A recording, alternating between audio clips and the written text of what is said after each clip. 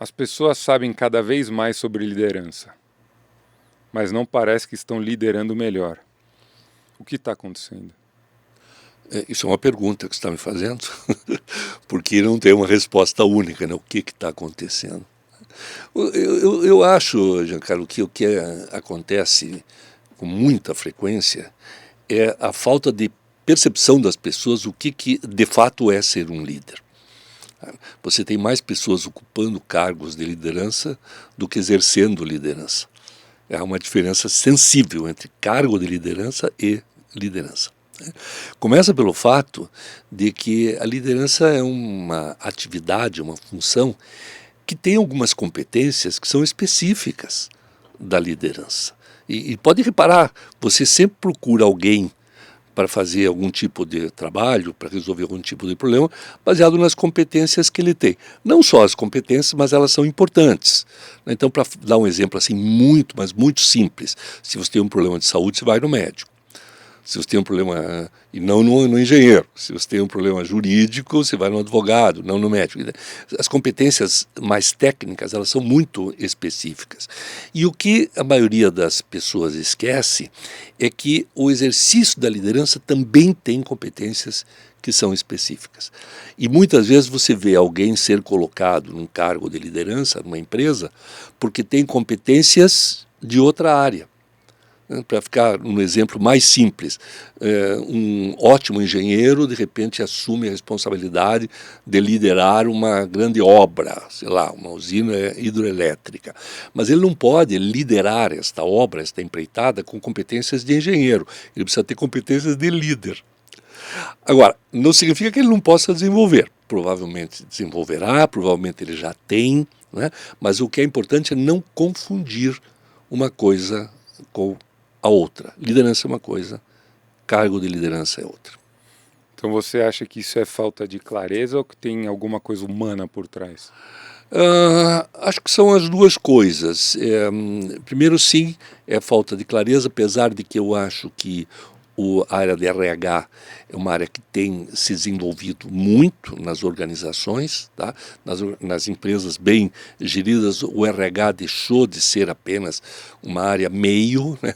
Passou a ser também uma área estratégica, e uma das funções do RH é liderar as lideranças, né? Mas não no sentido de atingir os resultados core da empresa, e sim no sentido de desenvolver as pessoas, né? Desenvolver as pessoas, porque empresas, vamos concordar, você dirige uma empresa, você é CEO de uma empresa que tem inclusive um espaço internacional, multinacional. As empresas são espaços de desenvolvimento. Não é apenas uma estrutura que tem um objetivo fim, é um espaço de desenvolvimento. De desenvolvimento de muitas coisas, desenvolvimento das competências, sim, mas de muitos aspectos as questões comportamentais, né? Até os valores. Você veja, hoje, provavelmente o lugar onde mais se fala sobre valores humanos é no mundo corporativo. E valores, Giancarlo, a gente não nasce com valores, né? A gente nasce com instintos, né? E olha lá, o resto a gente vai aprender, né, ao longo da vida. E a gente aprende valores, internaliza valores aonde? Quem é que nos ensina? Quem é que são os nossos provedores de valores? Bom, primeiro, a família. Né? Sem sombra de dúvida. Se você lembrar um pouco dos seus pais, da sua família, né, eles te ensinaram alguns aspectos ligados à vida, que recebe o nome de valores, né? A importância do respeito, a importância do trabalho, a importância da união, né? Da ética, da honestidade. São coisas que você começou a aprender lá na infância, e você começou a aprender mais pela observação, né? Menos por aquilo que teu pai falava, mas mais por aquilo que você observava que ele fazia. Então a família é, sem sombra de dúvida, sempre será o grande provedor, o primeiro provedor de valores. Depois, ao longo da nossa vida, há outros, né? A escola. A escola tem a função também de nos ensinar o valor da responsabilidade, né? O valor do trabalho em grupo, o valor do respeito. E há outros lugares. A igreja é um provedor de valores, sem sombra de dúvida. O Estado, né, como o Estado deveria ser, né? Só que o Estado, ele nos dá mais regras do que valores. Ele diz aquilo que a gente pode fazer ou não, e não aquilo que a gente deve fazer ou não, que é a diferença entre regras e valores. Então esses são os provedores clássicos, e eu diria para você que todos estão meio em crise, né? Só que surge no século XX mais um provedor de valores, que é a empresa, né? Porque aqui se fala muito, tanto é que mais recentemente foi incluído no cardápio da gestão das empresas o conceito da compliance, né, da conformidade. Você sabe muito bem, né, você tem que entregar resultados, sim, isso aqui não é uma instituição beneficente, você tem que entregar resultados com o seu trabalho para agregar, né, colaborar com o resultado da empresa, mas tem que fazer isso em conformidade com a nossa cultura, com aquilo que a gente acha que está certo ou errado, ou seja, com os nossos valores. Então a empresa ensina valores não só porque assumiu um papel educacional, mas porque é importante para os negócios, né? Você vem estudando líderes faz muito tempo, né? Por que muitos ainda continuam fracos? Bom, primeiro, vou começar falando pela tua provocação. Você estuda liderança há muito tempo, sim, e não foi intencional, sabe? Foi uma percepção da necessidade. Eu vinha, você sabe muito bem que eu vim do mundo do esporte, da medicina desportiva, e eu criei aqui no Brasil o primeiro laboratório de análise de fisiologia do exercício, né? Primeira clínica, mas na verdade é um laboratório, onde uma pessoa é avaliada, analisada, não do ponto de vista clínico, mas do ponto de vista fisiológico. Quer dizer, um laboratório como esse não quer saber se você tem uma doença ou não, quer saber quanto de saúde você tem, né, que são coisas diferentes, né? E esse laboratório ele trabalhava basicamente com a busca da performance humana, né, como desenvolver a performance. Essa é a função do fisiologista, né, que é a minha especialidade, como desenvolver a performance. E o tema performance é um tema que interessa para as empresas. Muitos dos meus pacientes ou clientes, na época, estou falando dos anos 90, eram executivos, né? E aí eles começaram a me chamar para as empresas para falar sobre desenvolvimento de performance. Aí fui estudar, fui fazer MBA para entender como é que funcionava a empresa grande, fiz um estágio longo nos Estados Unidos, em escolas e em empresas, e quando voltei para o Brasil, já fiquei aqui em São Paulo, porque esse laboratório era em Curitiba, né? E acabei sendo aceito por duas instituições que eu tenho muito respeito, carinho e uma relação forte até hoje, que é a FIA, né? FIA Business School, que na época funcionava na cidade universitária da USP, e a BRH, Associação Brasileira de Recursos Humanos, onde estou até hoje participando das diversas comissões que lá existem. E comecei a trabalhar com consultoria na área de desenvolvimento humano, que era o meu propósito. Eu queria trabalhar com desenvolvimento de pessoas, né? Primeiro junto com a FIA. E o primeiro projeto que a gente foi tocar, grande, um projeto que levou anos para ser desenvolvido, foi um projeto para a Natura. E a demanda da Natura era que nós desenvolvêssemos as consultoras da Natura, que são os vendedores. Vendedoras, são principalmente mulheres, né, espalhadas aí pelo Brasil inteiro, né. Na época eram 500 mil, hoje tem mais de 2 milhões. E muito rapidamente nós nos demos conta, e quando eu digo nós, não só eu, mas a equipe que estava junto comigo, aliás, eu era meio que assistente, que era impossível desenvolver as consultoras, que eram pessoas da ponta, sem trabalhar com quem as liderava. Aí nós criamos um programa de desenvolvimento das promotoras que cuidavam das consultoras. E aí eu entrei em contato pela primeira vez com o fenômeno da liderança. Porque a liderança realmente é um fenômeno, é alguma coisa que acontece numa determinada circunstância, num espaço e num tempo, envolvendo pessoas e objetivos, né? E os líderes, o que a gente percebeu, é que tem esse poder, digamos assim, essa possibilidade de influenciar no desenvolvimento das pessoas no cotidiano. Só que daí para isso tive que começar a estudar, então, liderança, ler, fiz alguns cursos fora, outros aqui, participei de grupos de estudo e acabou que daí eu entendi um pouco sobre o assunto, publiquei alguns livros sobre liderança, tive a coluna Papo de Líder na Você S.A., durante 12 anos, né? E realmente me interessei muito, porque é um assunto fascinante. Liderança não é um tema de gestão apenas, né? Não é um tema de história apenas, não é só política, não é só empresa, não é só forças armadas. Liderança é um fenômeno humano.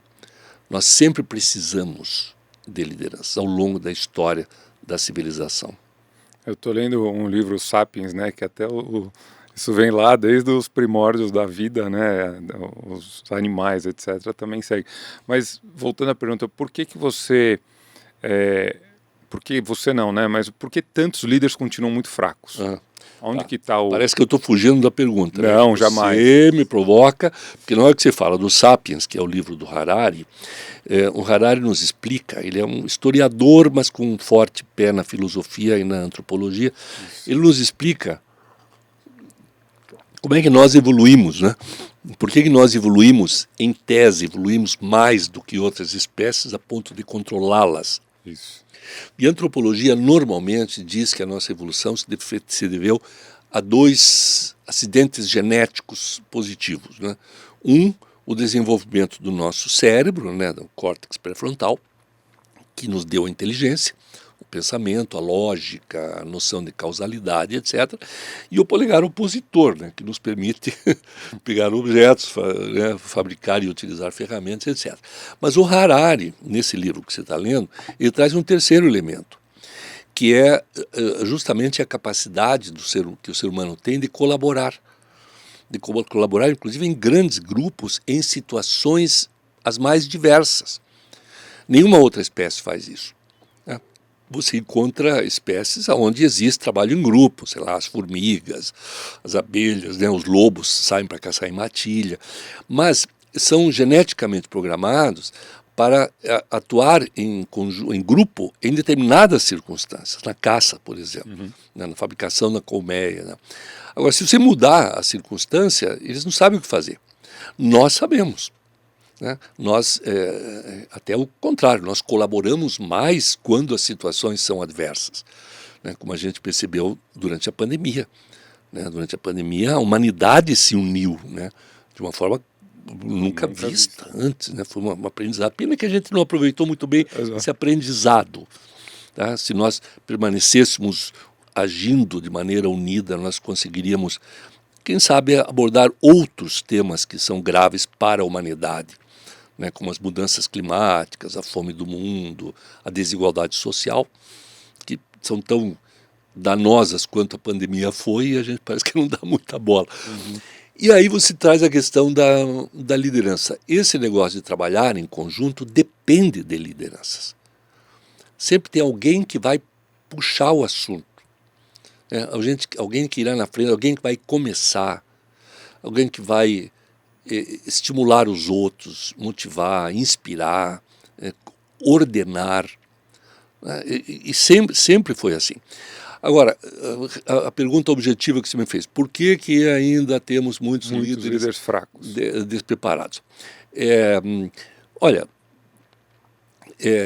talvez porque haja essa confusão, talvez 2 motivos.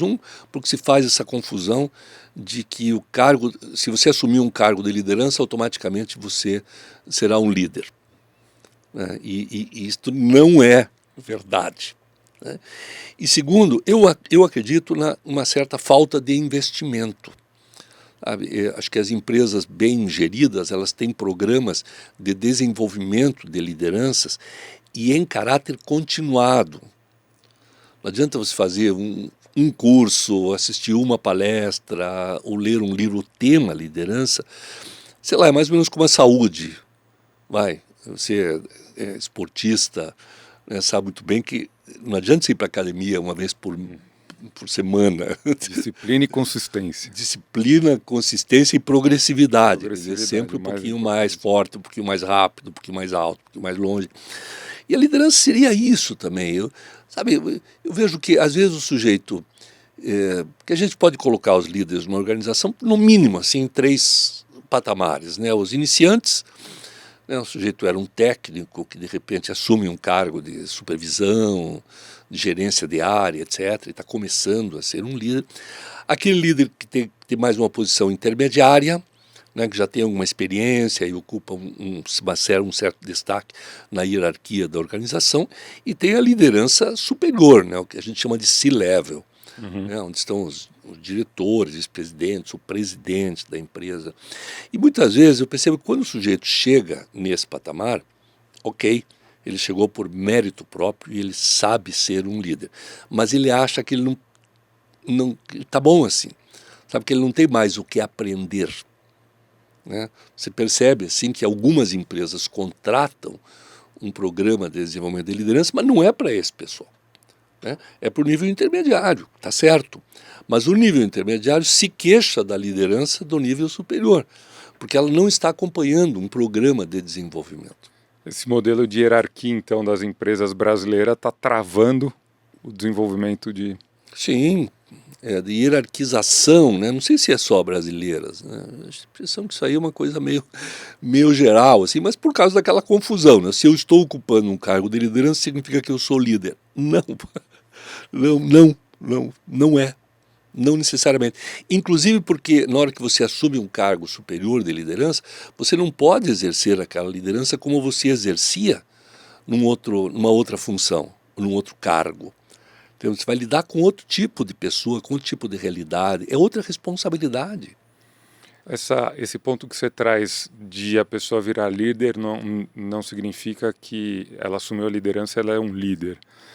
É aquela lógica do que o chefe resolve tudo e aí trava o desenvolvimento. Primeiro que nem ele, nem ninguém pode acreditar que ele resolve tudo.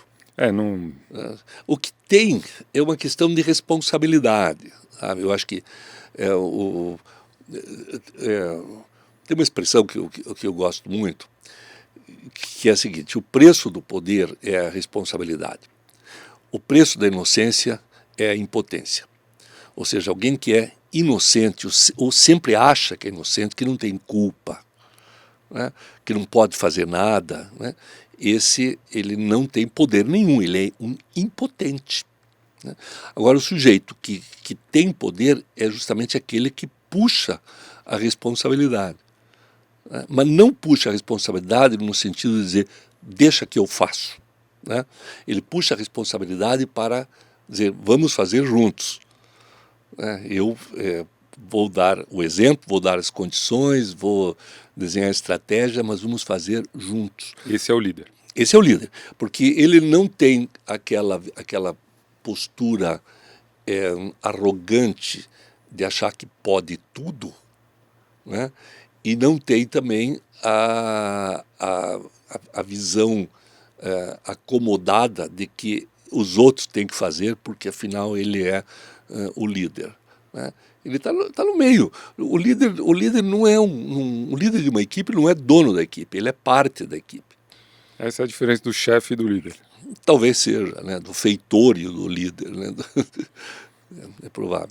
Porque eu vejo muito no meio empresarial, muita gente que chega na cadeira e não se sustenta, porque tem essa cabeça, agora que eu sentei aqui eu não preciso fazer mais nada. Não preciso fazer mais nada. Eu acho que, veja, tem inclusive o lado gestor do líder, né? Ele não pode se afastar das questões ligadas à gestão, né? Seriam as competências mais hard, né? Competência hard é você levar junto consigo tudo aquilo que tem a ver com o negócio propriamente dito, né? Os controles. Talvez você não precise mais, quando assume uma função de CEO, preencher uma planilha, mas você tem que saber ler uma planilha, tem que saber interpretar indicadores, gráficos e assim por diante. Se você reconstruísse uma empresa do zero hoje, como que seria a cultura para alta performance dessa empresa? Então, alta performance é uma expressão também que vem do mundo desportivo. E eu não acho difícil atingir alta performance, Jean Carlos. O que eu acho difícil é conseguir uma alta performance sustentável. né? Porque se eu quero que, de repente, a minha área de vendas venda mais, turbine as vendas, porque estamos chegando no final do semestre, no final do ano, então vamos fazer uma campanha publicitária e vamos, pessoal, colocar a equipe para trabalhar muito. Então, pessoal, precisamos fechar a meta, acabou folga, né, ninguém mais tem vida pessoal, vamos trabalhar, vamos agredir o mercado, como se fala. E isso dá resultado? Sim, você paga um bônus extra, você lança uma campanha, faz alguma coisa que dá resultado. A questão é que esse resultado absolutamente não é sustentável. Ele vai funcionar durante um tempo. Temos que fechar a meta até o final do mês. Esse estímulo só vai valer até o final do mês. Até porque você está levando as pessoas além do seu limite. Você não pode levar as pessoas além do seu limite. Pode levar por um curtíssimo espaço de tempo. Você vai na academia, tem um momento em que você resolve fazer lá, sei lá, um supino, está fazendo supino e chega no 12º movimento, você percebe que não vai ter o 13º. Talvez com extremo esforço você consiga. E você não consegue mais, não é porque você não quer, é porque... Chegou no limite. Chegou no limite bioquímico. Você está produzindo energia anaerobicamente. Porque não tem oxigênio para você produzir energia muito rápido, né, e muito intensa energia. E aí essa produção anaeróbica vai produzir ácido lático, né, lactato. E o lactato é tóxico para a célula, né, impede a contração, né, da fibra muscular, a relação da actina com a miosina. Portanto, sabe, a alta performance não é fazer com que o sujeito vá além do seu limite, né, é aumentar o limite dele. Porque eu posso, para usar o exemplo do mundo esportivo, eu posso aumentar a tua capacidade de produzir energia com oxigênio, né, que é o treinamento aeróbico. Então, é possível fazer com que você absorva mais oxigênio. E com isso, junto com a alimentação, você vai produzir mais energia aeróbica. Então, com isso você eleva a sua potência, né, o seu desempenho, a sua performance, né? Agora, exigir que a pessoa vá além do seu limite não é sustentável. E é o que mais a gente vê por aí. Sabe? Tem que passar do limite. Eu acho que se você passa do limite... Esses dias eu estava vendo tem um vídeo do CEO da Heineken, não sei se você viu. Não. Muito interessante. Procure, né? Tem no YouTube. Lá na Holanda, né? CEO mundial, não me lembro o nome dele. Ele mandou fazer um abridor de cerveja, um abridor de garrafa. Sei. Né? Que não se usa mais também, né? Mas simbolicamente ele mandou fazer um abridor para abrir a cerveja. Só que ele mandou embutir um chip nesse abridor, e o chip, quando ele faz este movimento, o chip dá um comando, sei lá, por Wi-Fi, por Bluetooth, e desliga todos os equipamentos do prédio. Então, veja, você está ali, 6 horas da tarde, né, trabalhando ali no seu computador, de repente, puf, o computador desliga sozinho. Aí o pessoal diz: o chefe abriu uma cerveja. Acabou o tempo. Acabou o tempo, meu. E aí você pode dizer, pô, mas aí você tira a possibilidade das pessoas trabalharem um pouco mais, fecharem um projeto. Não, o que aconteceu foi que o pessoal começou a levar isso em consideração, e tipo assim, eu preciso terminar esse negócio até às 6. Viraram produtivos. Ficaram mais produtivos. Mas não... Aumentaram a eficiência, porque a eficiência, se a gente lembrar bem lá, desde do Taylor para cá, né, o que é eficiência? É a relação entre o resultado e o recurso utilizado para que aquele resultado seja atingido. É uma equação, é um quociente. É resultado sobre recurso. Isso vai dar a tua eficiência. Quer dizer, você vai ser tão mais eficiente quanto maior ou melhor for o resultado, com a menor ou melhor utilização de recurso. E qual é o nosso recurso mais escasso? Pergunto para você. O tempo. Então você nota que tem pessoas que em 8 horas produzem mais do que outras, né? Então isso significou o quê? Significou que mais ou menos que nem a história da capacidade aeróbica. Eu aumentei a capacidade aeróbica dele. Agora, como é que se faz isso? Aí que vem a questão da educação, né, do treinamento, da utilização adequada de tecnologia, de processos inteligentes. É impressionante como às vezes você encontra processos nas empresas que servem mais para atrapalhar do que para aumentar a eficiência. Mas tem muito isso. Tem muito. Tem muito.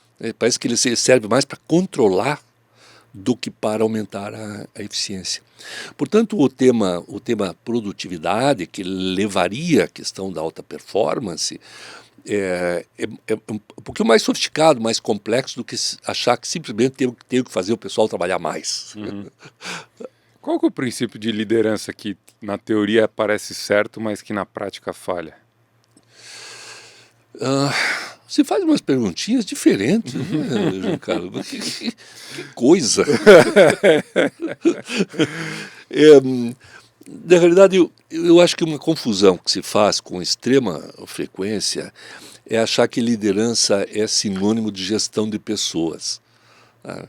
E eu acho que a gestão de pessoas é parte da liderança. Eu vejo, assim, eu tenho alguns livros, né? Você sabe. Sim, daqui a pouco eu vou te dar. Vamos falar do livro, com certeza. Mas tem um que está para sair, né? Podemos até combinar de eu voltar aqui quando li esse novo livro. Com certeza, o convite já está feito. Que é o livro Meta-Liderança, né? E ali o livro está dividido em 6 partes, cada parte em capítulos, e a parte de gestão de pessoas, de formação de times, etc., é a 4ª parte. Antes tem uma tomada de consciência do que é ser um líder. Né? A primeira parte é dedicada objetivamente a isso. Né? É você perceber o que é, de fato, ser um líder e ver-se como tal. Né? Aquela história de você se olhar no espelho e dizer: eu quero ser liderado por esse cara, gostaria de ser liderado, ou não. E para isso é necessário entrar em contato com os conceitos básicos, né? O que é, afinal de contas, liderar? O que é ser um líder? E será que sou eu a pessoa? Porque também tem um detalhe, você não me perguntou, mas eu vou responder as perguntas que você já está pensando em fazer, que é a pergunta clássica de liderança, né? O líder nasce líder? Nossa, eu ia falar, você conectou no meu cérebro. Claro, aqui um Bluetooth. Bluetooth nosso aqui, estamos na conexão certa. Ele nasce líder ou ele se forma líder? Bom, a resposta é: as duas coisas são verdadeiras. Não que ele nasça líder, mas ele nasce com tendência. Isso eu acredito. Eu sou biólogo de formação, né? Estudei medicina, tenho um imenso respeito pela genética. Acho que a genética é soberana.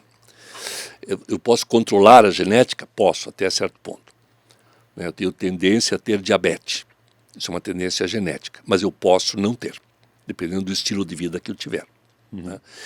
E com relação ao comportamento, sabe uma coisa? Né? Eu nasço com tendência para tocar música. Eu aprendo música com facilidade. Se eu nasço sem essa tendência, eu posso até estudar e até aprender, mas não com facilidade e não com aquela proficiência. Né?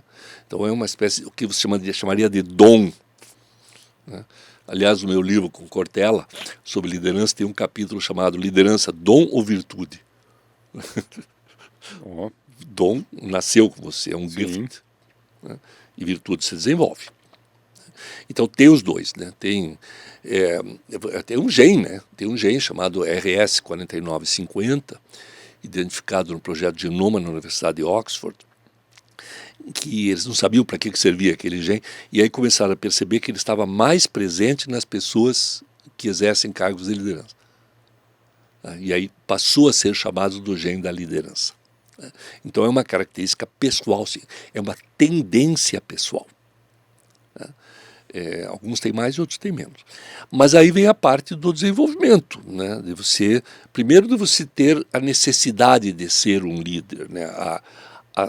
A circunstância exige. Uhum. Você pode ver, você tem uma tragédia, um acidente, tem alguém que toma a iniciativa e os outros vão atrás. Isso é do humano. Né? E segundo, na questão do desenvolvimento, a oportunidade, né, de aprender, né, a humildade para aprender, a curiosidade, a oportunidade mesmo de ler um livro, de fazer um curso, de assumir um cargo em que você será treinado para isso e tudo mais. Então a liderança tem os dois lados, né? É dom e é virtude. Você treina, mas não vê resultados? Pode não ser falta de esforço, e sim falta de proteína. Para melhorar meus resultados, eu comecei a tomar o Moving Protein Booster, uma proteína pronta e prática. Eu levo comigo, tomo depois do treino ou no corre do dia a dia. Quando fica fácil assim, você mantém. Aponte a câmera no QR Code ou clique no link da descrição e teste o Moving. Depois você me conta. Quando eu nasci, obviamente, desde criança eu sempre liderei todos os movimentos. Então eu que escolhi o time de futebol. Eu que, com os amigos, eu tomava decisão, vamos para lá, vamos para cá. Então eu, por experiência própria, eu nasci com isso. Uhum. Eu tenho um irmão gêmeo. Nós somos idênticos. Ele é médico, cirurgião. E eu sou executivo, vim para o mercado profissional, etc. Mas eu nasci, eu posso garantir que eu nasci com isso. Eu não... Mais que ele. Eu não... a comparação entre gêmeos é natural, né? Tudo sempre se compara. Vocês são univitelinos? Univitelinos. Uhum. Univitelinos. Mas eu digo, no meio que eu vivia, de amigos, etc., eu sempre exerci esse papel natural, não forçado. Mas sempre foi claro para mim, depois que eu virei meus 15, 18 anos, que eu não ia conseguir ficar por muito tempo sendo funcionário de alguém. E não porque eu não queria ou porque não admirasse. Tem uma coisa que eu sempre falei, e eu falo aqui para os meus funcionários: nunca aceite trabalhar com quem você não admira. Isso é essencial. Aliás, você não se relaciona com alguém que você não admira. Exato. Dentro do casal tem isso. Admiração, respeito e confiança. Sem isso, esqueça. Perfeito. Então eu falo muito disso aqui dentro também. Então eu admirei muitas pessoas com quem eu fui liderado, que foram meus chefes. Mas eu sabia que aquilo para mim não me preenchia, eu tinha que alcançar. Tanto é que eu montei a Sila, eu virei CEO de uma empresa, montei 32 anos. E aí vem aquela ilusão, porque a gente é fundador, a gente não tem chefe, né? Lógico que temos, nós temos sócios, nós temos investidores, então a gente responde também para um quadro, tem um board que todo trimestre tem que prestar conta, etc. Mas essa questão de liderança, eu queria dividir a minha experiência própria. Eu nasci, e não foi algo forçado, foi algo natural. E eu tenho 3 filhos e um deles eu não quero falar aqui para não, mas um deles eu vejo esse potencial de liderança. Sim, ele naturalmente já tem entre os amiguinhos dele esse, sabe, você olha, você já sabe o perfil dele e ele vai caminhando por esse lado. Se você falar com uma professora de ensino fundamental, de jardim de infância, ela vai dizer.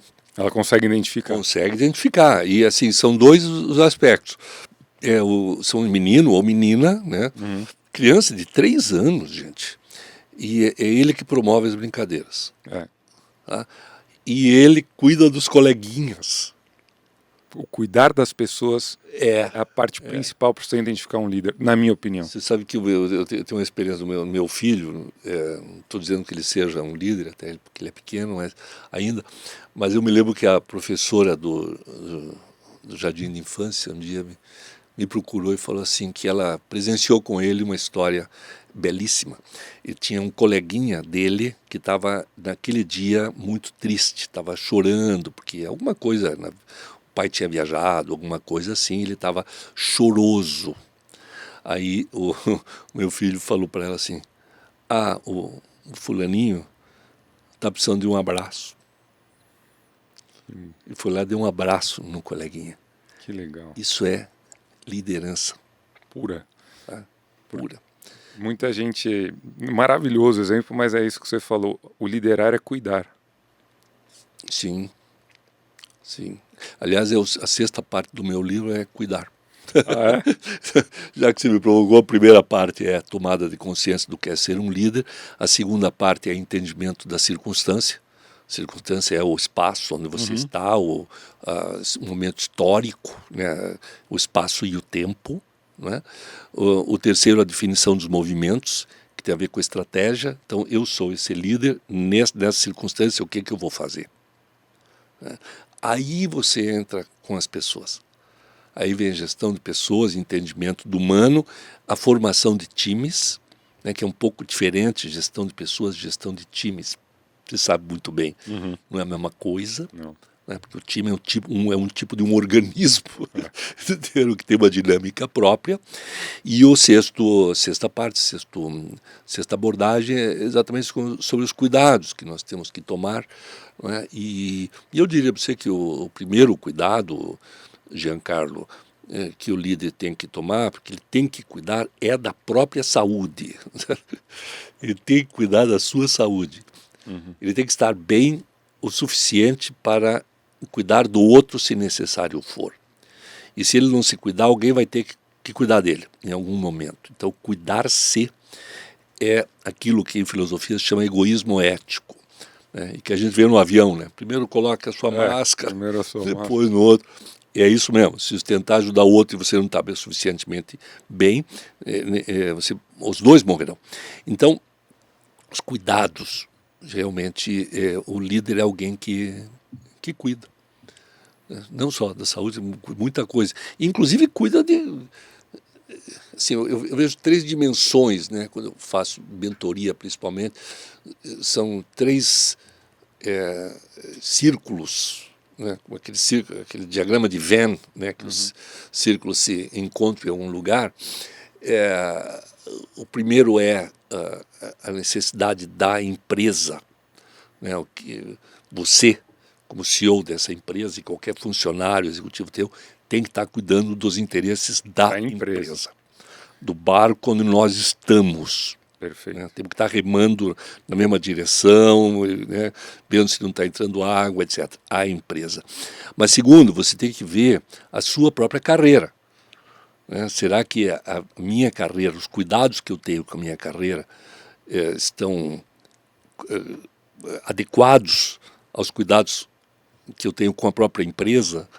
Né? Porque eu posso ser um profissional excelente, ter uma carreira, um projeto para mim, mas que não se adapta bem aos valores, ou à estratégia, ou ao momento da empresa. Então é necessário que haja essa conjunção. Eu tenho que cuidar da minha carreira, isso não é egoísmo. E o terceiro, que não sei se é o terceiro ou o primeiro, é exatamente cuidar da saúde. Eu diria nesse caso assim, no caso da mentoria, é a empresa, a carreira e a vida da pessoa. A vida da pessoa, não é só a saúde, tem a questão da família também, das relações, né, do seu equilíbrio mental. Né, a doença mental hoje está nas organizações.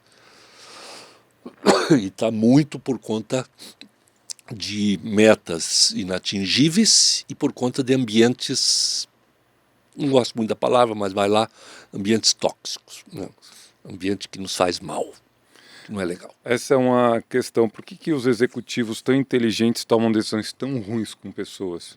E aí, nessas decisões ruins, torna esse ambiente tóxico, que é o que a gente vive.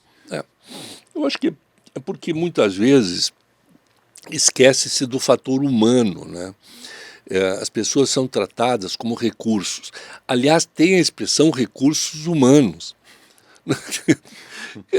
Sabe, não tem como a gente não usar, porque ela foi né, universalizada. Universal, HR. HR, né, RH, Associação Brasileira de Recursos Humanos. Isso. Aliás, mudou, né? Não é só recursos humanos, agora é Associação Brasileira de Recursos Humanos e Gestão de Pessoas. Eu não acompanhei essa mudança. Porque gestão de pessoas não é com RH. Você se percebeu isso? Quem é que faz gestão de pessoas na empresa? São os gestores. Os gestores, os líderes. Os líderes. Gestor de pessoas é líder.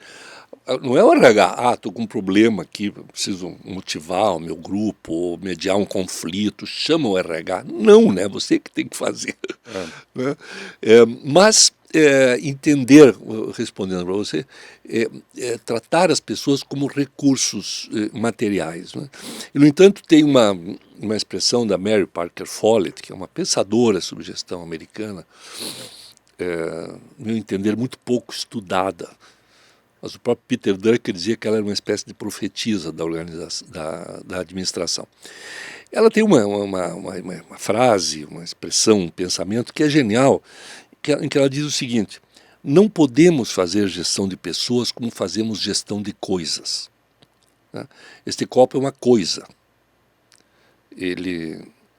Se eu deixar aqui em cima da mesa, vai permanecer aqui pela eternidade, até que alguém venha tirar.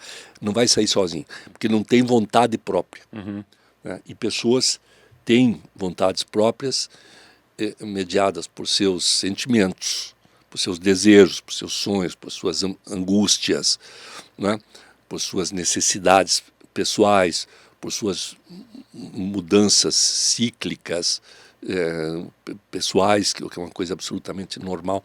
Então, tratar as pessoas como recursos inanimados não vai dar muito certo. Às vezes dá certo por um curto espaço de tempo, né? Só dar ordem, mandar, exigir, cobrar, etc. E sem considerar o fator humano. O que não significa, Giancarlo, que o líder tenha que ser um sujeito bonzinho, sabe? Assim, aquele... É isso que eu ia perguntar agora. Você acha que as empresas, elas recompensam a liderança de verdade ou as pessoas que têm habilidade política? Que na verdade hoje isso é um conjunto. Eu não sei se é habilidade política, o que está certo, né? A política vem de polis, né? de cidade. Né? O sujeito está integrado na cidade, é um político. Né? Nós que mudamos esse conceito político e transformamos num cargo, né? Um cargo público. Mas não, nós somos, aliás, uma frase de Aristóteles, né? O homem é um animal político. Né? Então, nesse sentido, sim. A liderança, e não só a liderança, eu acho que o trabalho em equipe, né, de um modo geral, é uma atividade política. Porque na atividade política você considera o outro. Você não considera só o seu espaço, o seu desejo, a sua necessidade, o seu poder, você considera o outro. Né? Aliás, os gregos, eles avaliavam, né, o menino com mais ou menos 13 anos, ele era avaliado se ele era um ser político ou não. E aí é interessante que se ele não fosse um ser político, no sentido de cuidar da cidade, sabe como que ele era chamado? Idiota. Porque idiota é verdade.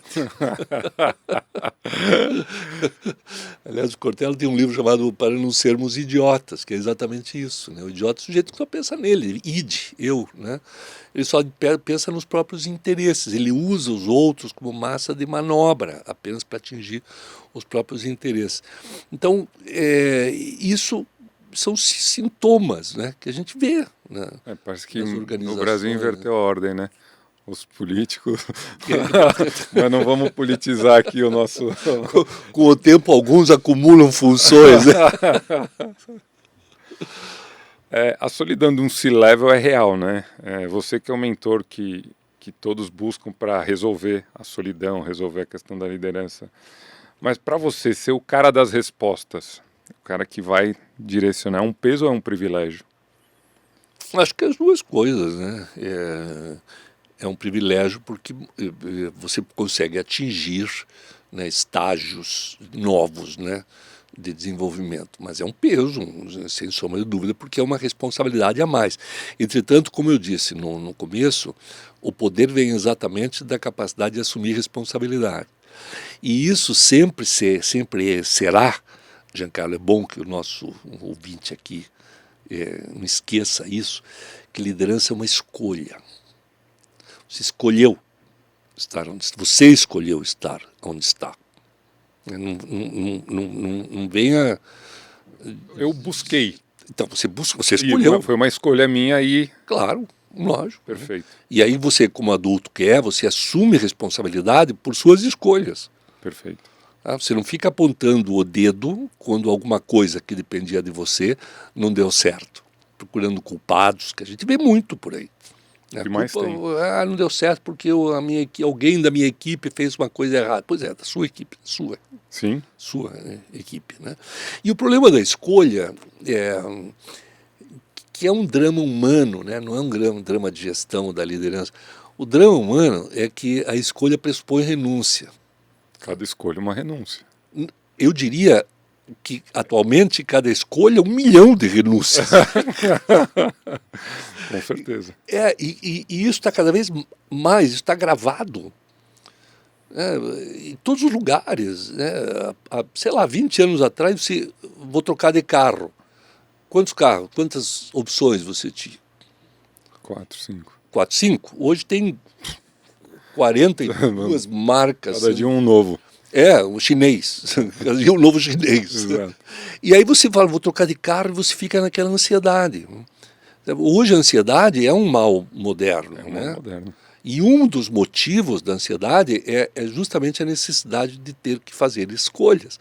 Porque como a escolha traz junto a renúncia, isso te provoca um mal-estar, chamado ansiedade. E veja, isso está em um nível tal que você, pelas opções, né, talvez o exemplo mais simples, mais óbvio que exista é vou assistir um filme. Antes você assistia um filme, você ia no cinema, né? Agora você assiste em casa e não é pelo cabo, é pelo streaming, né? Aí você abre lá no Netflix ou em outro. Muitas vezes, não sei se já aconteceu com você, você leva mais tempo escolhendo que vendo. do que vendo, e às vezes não vê. Começa e dorme. Começa e dorme, porque já cansou. Escolhas. Mas será que, pois é, daí você está na metade, não gostei, pula para outro, porque você tem essa opção. Né? Quando não tinha, parece que a gente era mais tranquilo. Né? Então, sim, essa coisa da ansiedade, do poder, porque eu insisto, né? Liderança é uma escolha. Não, eu não escolhi. Eu apenas aceitei o convite para assumir esse cargo. Pois então, o aceitar é uma forma de escolher. Você podia ter escolhido não aceitar. Então pare com isso. Né? Liderança é uma escolha e se você escolheu, assuma a responsabilidade. Como é que é para você, que é uma referência, que é um líder e que todo mundo vai buscar as dores, vai buscar as soluções, e em algum momento você não ter essa resposta? Como é para você isso? Não, mas isso é a maior parte do tempo. Então é tranquilo. Porque não há respostas assim, né, no humano, né? Como eu venho da medicina, né, a medicina trabalha com uma coisa chamada de sintoma. Né? Então, sintomas. O médico ele é treinado para encontrar sintomas, para encontrar a doença a partir da análise dos sintomas. Né? E muitas vezes você fica no mundo do sintoma. Você não vai à causa. É o que falam, muita gente não trata a causa, por isso que dizem até que é um interesse das indústrias farmacêuticas, né? Porque Claro, eu estava fazendo uma analogia com o que acontece na gestão, mas mesmo no mundo da medicina tem isso. Né? De você não querer, né? Vamos tratar o sintoma, porque o remédio sintomático você vai tomando sempre, né? Em geral ele não tem contraindicação, etc. E se desaparecer o sintoma, você para de precisar do remédio. Então vamos tratar só o sintoma, não a causa. Exato. Né? Até porque tratar a causa é mais complicado mesmo. Você tem um tumor cerebral que te dá dor de cabeça, não adianta tomar remédio para dor de cabeça, você tem que fazer a droga da cirurgia, né, que é complexa, que é cara, que expõe mais risco, etc. e tal. Então, quer dizer, não sei se o exemplo foi muito feliz, mas a gente vê muito isso. Né? E às vezes, assim, não há interesse em tratar a causa, porque se eu tratar a causa, o sintoma desaparece e eu me torno desnecessário, porque o sintoma desapareceu. Né? Então, isso acontece na liderança, acontece na consultoria, entendeu? Não, está tudo bem, né? A empresa já está, não tem mais sintomas, eu não preciso mais estar aqui. O que eu mais vejo hoje, principalmente no mundo profissional, são líderes que têm medo de contratar pessoas melhores que eles para serem liderados. Isso é um sinal de burrice Tremenda. tremenda. Mas isso é cada vez mais comum. Porque eu acho que o grande líder é exatamente o que coloca pessoas que são melhores do que É o que eu falo, eu quero gente muito melhor que eu. Quanto melhor eles forem, melhor é a equipe, mais eu vou aprender. E não é porque eu sou o líder que eu tenho que saber tudo de tudo. Não, e até por causa disso. Porque você não pode saber tudo, você precisa De quem saiba. de quem saiba da melhor maneira possível. Né? Mesmo que você corra o risco de dizer, não, fulano é melhor. Sim, ele é melhor porque eu o coloquei nessa... Graças a Deus que eu estou rodeado de Graças pessoas a boas. Deus, eu estou cercado de pessoas melhores do que eu em vários aspectos. Né? É como o dono do restaurante que não quer contratar um chefe talentoso que seja superior a ele. Por quê? Pois é, por uma questão de vaidade. Não, o ego mata o ser humano, né? Poxa vida. Né? Total. E o ego... Veja, onde que eu estava esses tempos? Tinha uma placa na porta, na sala de reunião. Acho que foi lá na ViaSoft. Né? Deixe seu ego do lado de fora. Isso é maravilhoso. Ô Eugênio, quanto que as pessoas veem hoje de você que é realmente você?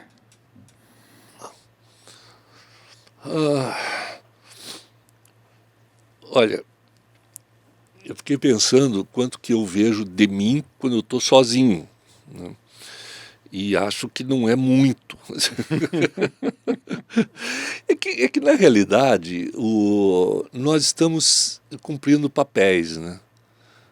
Nós atravessamos a vida como se fosse uma representação de uma peça de teatro, que não tem ensaio, né?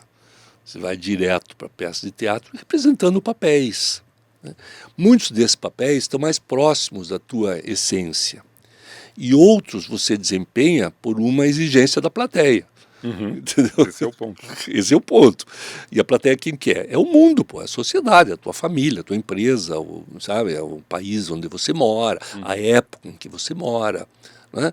Então nós estamos sempre representando papéis, os mais variados papéis. Né? Você tem o papel de CEO desta empresa, mas você também tem o papel de pai, né, de marido, de amigo, né, Filho. de irmão, né, de vizinho, de cidadão. Nós cumprimos muitos papéis. Né? E quantos desses papéis mais se aproximam daquilo que nós somos na essência?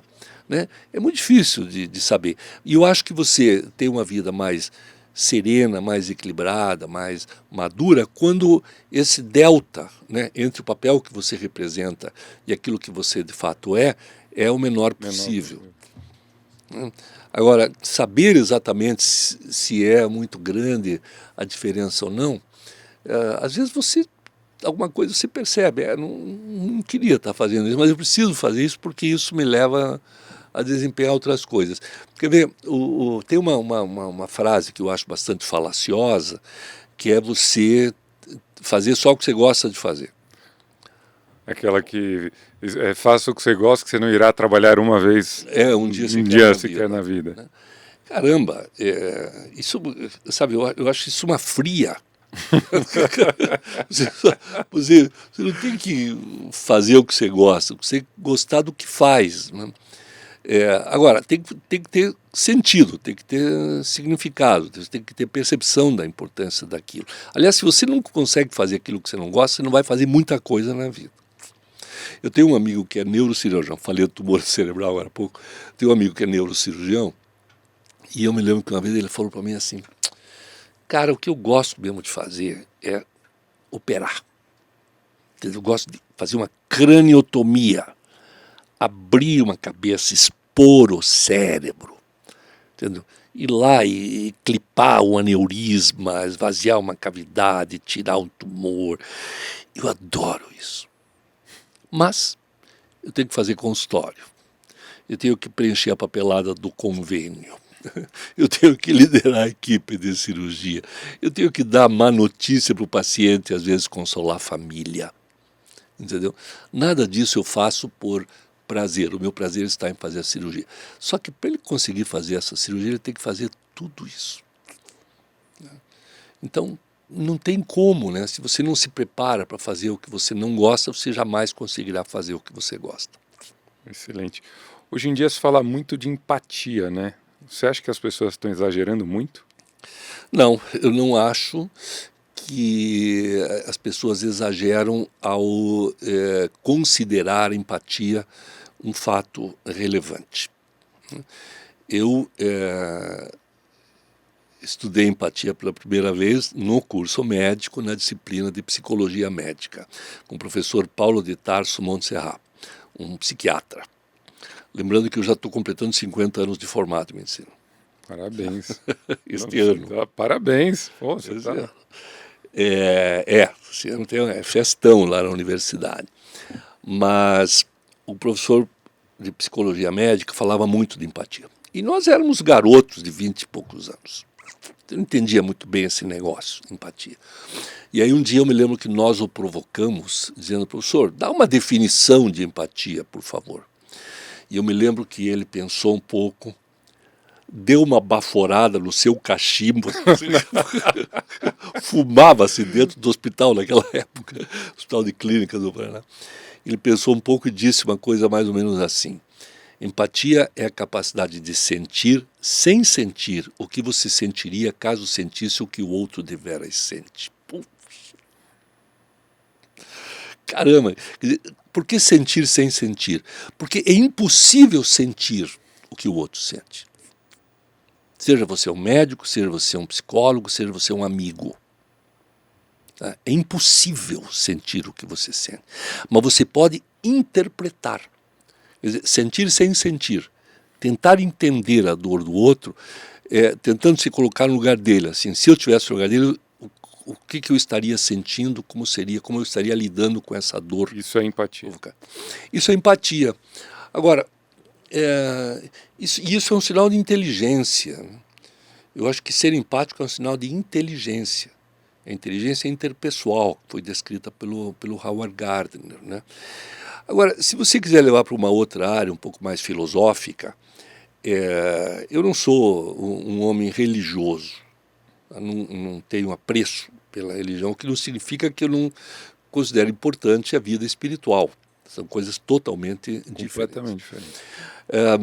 Mas tem alguns autores, né, que eu já li, que gosto de lembrar. Um deles é Santo Agostinho, né, Agostinho de Hipona, né, que era um sujeito que não era absolutamente religioso, se tornou depois, entrou em contato com a verdade, com o cristianismo, etc. E ele trouxe essa questão do amor, que o grande ensinamento de Jesus Cristo seria o amor ao próximo. Uhum. Né? Ele dizia, mas como é que é essa história de amar o próximo? Pô, eu amo minha mulher, meu filho, meu pai, meu amigo, eu amo. Né? Me felicito na sua presença, eu me infelicito com o seu sofrimento. Agora, amar o próximo, quer dizer, nunca viu na vida. Nunca viu na vida. Gente, um transeunte, uma experiência bem contemporânea. O sujeito te fecha na rua, no trânsito, né? E você tem vontade de matar aquele cara, mas você deve amá-lo. Sabe, que história é essa? E eu vejo que Santo Agostinho trouxe uma visão para isso, que na verdade não é esse tipo de amor. Né? O amor a que ele se referia e que justificaria, né, a essência do cristianismo seria o acolhimento. Acolher o outro. Acolher a necessidade do outro, o desejo do outro, a circunstância do outro, a expectativa do outro. Sei lá, alguém chega na tua casa pedindo uma ajuda, você acolhe aquela pessoa, você abriga da chuva, você dá um copo de leite. Uma atenção é amor, escutar o próximo é amor. Escutar o amor. Então, são formas diferentes de amar. Exatamente. Então a empatia seria isso. Eu acho que não tem nada que se aproxime mais da ideia cristã do que a prática da empatia. Agora, saindo do campo do ponto de vista do campo da filosofia ou da religião e trazendo para o mundo prático, né, para o mundo da gestão, é extremamente útil isso aí. Né? Imagina se um vendedor que ele está querendo só te vender, ele não está interessado em atender o teu desejo ou a tua necessidade reais, ele está interessado na comissão dele. Pode ser até que você compre dele, pela insistência, pelo atendimento, etc. Mas depois não é exatamente o que você estava precisando. Quer dizer, ele não praticou empatia suficiente. Isso é o mercado imobiliário. Quantas vezes o nosso mercado empurra pensando na comissão? Mas, caramba, você sabe que uma vez eu comprei um apartamento aqui em São Paulo e era o apartamento dos meus sonhos e nós contratamos um arquiteto de interiores. Né? Genial, sujeito maravilhoso, etc. e tal. Mas na hora de fazer a cozinha, ele meio que terceirizou para um desses fornecedores de cozinhas prontas, etc. E me apresentaram o projeto, eu achei o projeto absolutamente maravilhoso, ele era lindo. A cozinha ficou pronta, era uma cozinha de casa-cor. Assim. Depois, meu caro, no dia a dia, usando a cozinha, eu percebi que ela não funcionava. Zero funcionava. Aí, passado algum tempo, eu tive que reformar, chamei outro arquiteto, reformamos, eu fiz uma obra nova, porque aquela cozinha não foi feita para mim. Ela foi feita para, sabe, para Casa Cláudia. Então eu vejo assim, o que faltou ali nessa relação comigo, né? É exatamente isso. Entender como é que eu vivia. Né? É difícil, talvez seja, mas faz parte. Assim, entender como é que eu me mexo dentro da cozinha. Eu gosto da cozinha ou não? Eu faço cozinha para mim ou faço para uma cozinheira, para alguém que vai trabalhar lá e eu vou ficar lá na sala? Não, eu pessoalmente gosto de estar na cozinha. Então, a empatia está em todos os lugares, o médico, o psicólogo, o psicanalista, o vendedor e o líder. Né? Você acha que dá para uma empresa construir uma empresa priorizando a empatia acima da responsabilidade? Não, acho que não. Eu acho que são valores que se acompanham, né? Um acompanha o outro, são correlatos, mas, de certa forma, a prática da empatia é uma manifestação de responsabilidade. Né?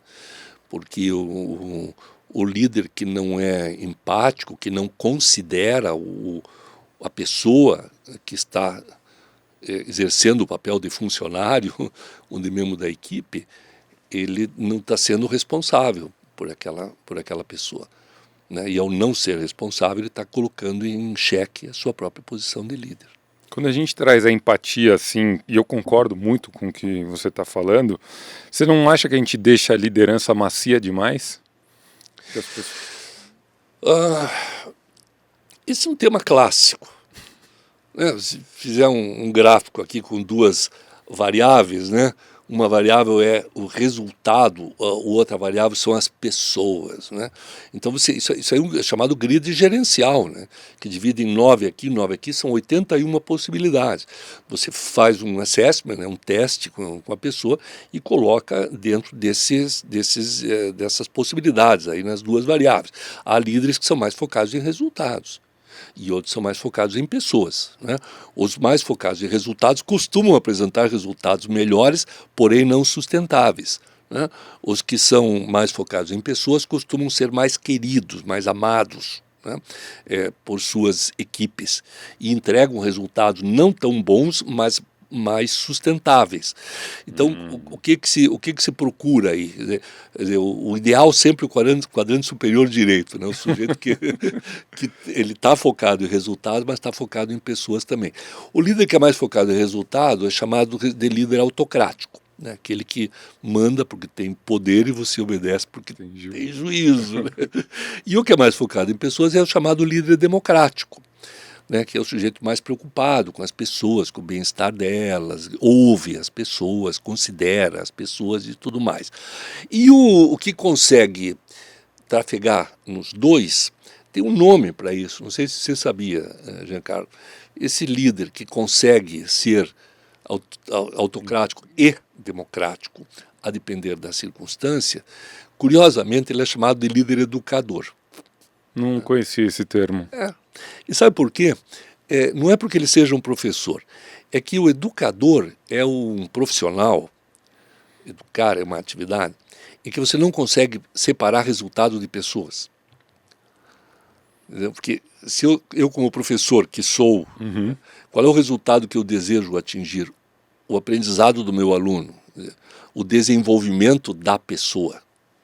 Então, em qualquer área da atividade humana, se você não separa resultados de pessoas, você é comparado a um educador. Né? E esse é o mundo ideal, né? Quando você consegue trafegar. Agora, você trafega dependendo da circunstância. Né? Fala-se muito em liderança situacional. A liderança situacional tem dois vieses. Aí. Um viés é a situação interna. Então, você tem alguém da sua equipe que está mais maduro, mais pronto, você dá para ele autonomia. Aquele que está mais ainda em formação, mais inseguro, você tem que dar mais atenção. Né? Então você lidera diferente, pessoas diferentes, que está certo. Mas tem um outro viés da liderança situacional, é que depende da circunstância, da situação. Né? Você liderar a empresa aqui em época de bonança, que está tudo bem, mercado aquecido, é uma coisa. Concordo. Não sei se você já passou por isso. Já. Com certeza já. Em momentos de crise, de dificuldade, o teu estilo de liderança tem que ser diferente. E as pessoas esperam que seja diferente. Imagine você uma patrulha do exército no meio de uma batalha. Né? Estão num perigo, estão num momento de dificuldade, o inimigo está avançando, está ganhando a guerra, todo mundo se volta para o sargento e falam, e agora? Sargento, o que é que a gente faz?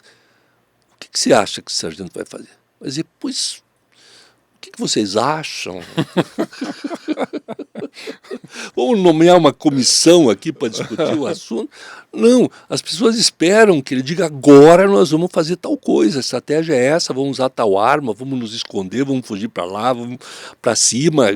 Espera-se que a pessoa dê um direcionamento, o que ele pode chamar de ordem. Agora, se o sujeito só fizer isso, se ele não for capaz de, depois da batalha, cuidar dos feridos, celebrar a vitória, né, com o grupo, não é? Aí ele será um líder autocrático. Então, conseguir fazer essas duas coisas é que é o grande segredo da boa liderança. Legal. Nunca tinha olhado por essa ótica e achei muito interessante. Bom, acho que foi para isso que você me chamou. Deixa eu te perguntar uma coisa rápida. Você bebe água o dia inteiro e ainda se sente sem energia? Foi por isso que eu comecei a tomar o Liquid IV. Ele é um sachê que você mistura na água, composto por eletrólitos, sais minerais e vitaminas. Eu normalmente tomo no pós-treino ou quando eu estou jogando uma partida de tênis embaixo daquele sol de 40 graus. E é real, faz uma diferença total na disposição. Se quiser testar, aponte a câmera para o QR Code ou no link da nossa descrição. Vale a pena experimentar. Por que você acredita que algumas pessoas elas evitam assumir responsabilidade mesmo sendo capazes? Elas são capazes, mas... Eu acho que tem duas condições humanas que são muito necessárias assim, para o nosso cotidiano, que são a autoconfiança e a autoestima.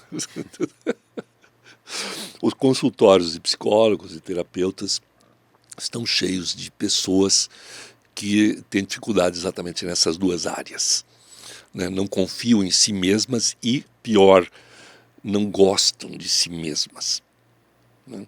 Então, esse é um tema, acho que, a ser analisado. Né? Uma pessoa não acredita que pode fazer, não confia nela mesma, não se acha merecedora. Né? Não, isso não é para mim. Né? Por que isso acontece? Não sei, cada caso é um caso, né? Mas o fato é que nós dependemos, tanto para a construção de autoestima quanto para a construção da autoconfiança, nós dependemos do outro. Eu dependo do outro. Eu dependo da validação do outro. Eu dependo do feedback. O feedback é uma ferramenta de gestão de pessoas. Mas nós dependemos do feedback o tempo todo. Eu preciso ser orientado, preciso que digam para mim se eu estou no caminho certo ou não. E quem é que me disse se eu estou no caminho certo? Bom, meu pai lá, né? Meus professores, meus chefes, meus amigos. Aliás, o amigo é o cara que diz. Olha, tem que ver aí, você está fazendo isso aí, mas presta atenção, você não está percebendo que você está fazendo errado ou que você podia estar fazendo melhor. Como também dizer, putz, você está indo bem pra caramba, e parabéns. Isso é uma forma de feedback. É o chamado feedback validativo, não é positivo. Para mim, todo feedback é positivo. É validativo, né? A validação é ajudar uma pessoa a perceber o seu próprio valor. E isso constrói essas duas qualidades, autoestima e autoconfiança. Você precisa de autoconfiança para poder ser produtivo. E precisa de autoestima para conseguir ser feliz. Você acha que muita gente quer autonomia ou só diz que quer? Olha, a maioria quer autonomia, mas não quer a responsabilidade que vem junto.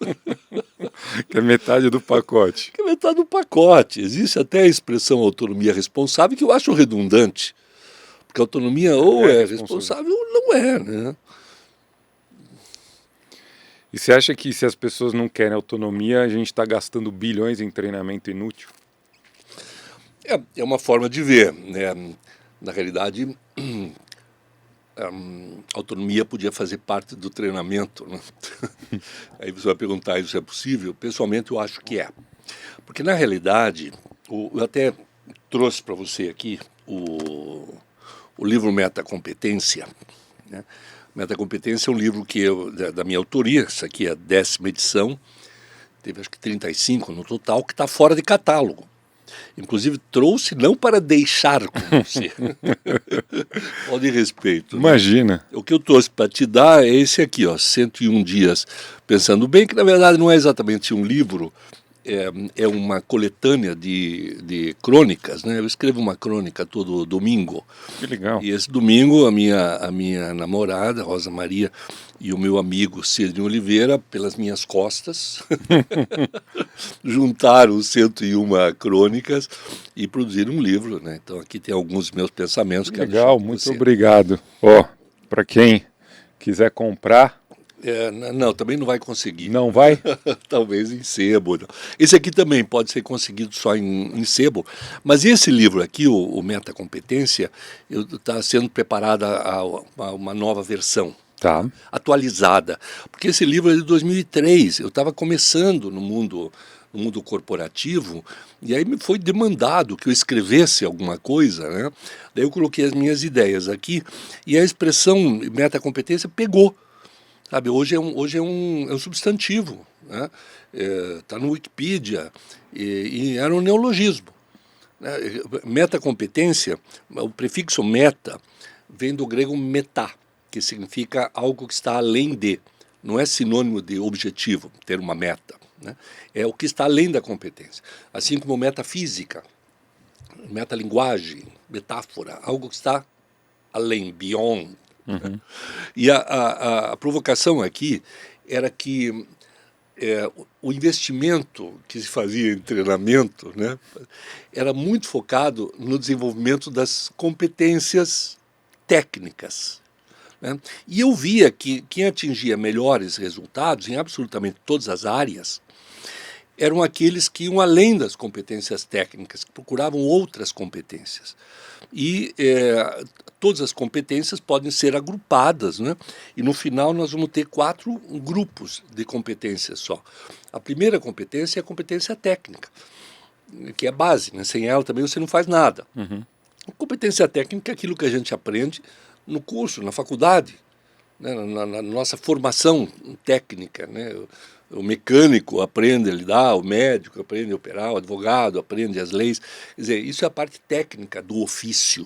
Né? Mas isso é necessário, mas não é mais suficiente. O segundo tipo de competência, Giancarlo, seria a competência, eu diria a competência de organização, né? de planejamento, de método, de gestão, de administração. Não adianta você ser bom tecnicamente, ser uma pessoa desorganizada. Não conseguir utilizar bem os seus recursos, o tempo, o dinheiro, sabe, não ser organizado na vida. Tem muita gente que é desorganizada na vida que você conhece. Muito. O cara até é bom naquilo que faz, mas o cara é desorganizado, né? Aí tem o terceiro tipo de competência, que são as competências relacionais, as competências éticas, as competências humanas, as competências socioemocionais, competências de relacionamento humano. Você precisa entender, praticar, se comunicar bem, se sentir bem entre pessoas, praticar empatia, ser ético. Então, tudo aquilo que está ligado com o relacionamento humano. Que hoje, qual é o ofício hoje que permite que a gente trabalhe absolutamente isolado de todos? Tirando o de escritor, né? E mesmo assim ele vai ter editora, etc. Não nada, né? Tudo que é feito pelo homem é feito para outro homem, né? Eu me lembro, um tempo atrás eu estava em Lisboa, em Portugal, e de repente, assim, lá na Lisboa Velha, eu olhei assim, tinha um sapateiro, daqueles da velha guarda, assim.